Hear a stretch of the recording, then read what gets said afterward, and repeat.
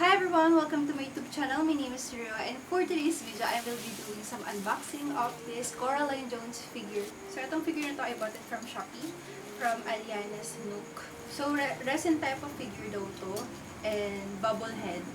Figure na to is at least 7 inches, ganun siya kalaki siguro. I'm expecting na ganyan. So, hand-painted din daw siya, hindi siya gawa sa factory. So, nag-expect ako na hindi siya gaano ka-pulido. Like, may mga lagpas pa siguro na paint, ganyan. So, it's perfectly fine for me naman. So, eto na. Eto na yung box niya. Oh my God! Ang ganda. I was very curious din kasi sobrang gaan niya. In-expect ko ang resin, mabigat. So let's see what's inside. Okay. Wow, that's so pretty. That's so pretty, guys. Okay, so ano ba to? Paano ba yung sobrang careful? Sobrang careful kailangan. Okay. I did it.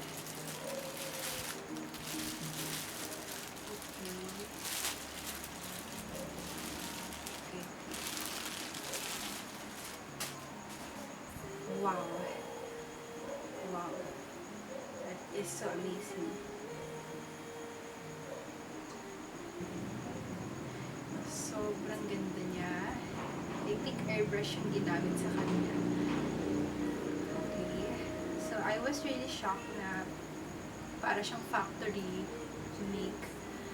Wala siyang masyadong smudge ng paint.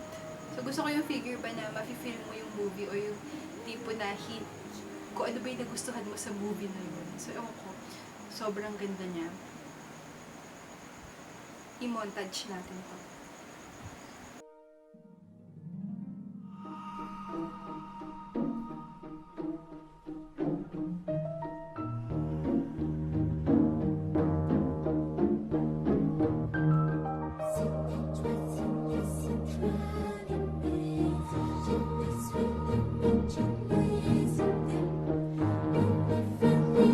Guys, that's the end of the video, and thank you guys for watching. I hope you do enjoy this video, this very simple video, unboxing video of mine. So gusto ko lang talaga siyang i-film kasi napakahilig ko talaga dito sa movie na to. Talagang ito yung pinaka binavalue kong movie na sobrang ganda kasi ang ganda ng storyline.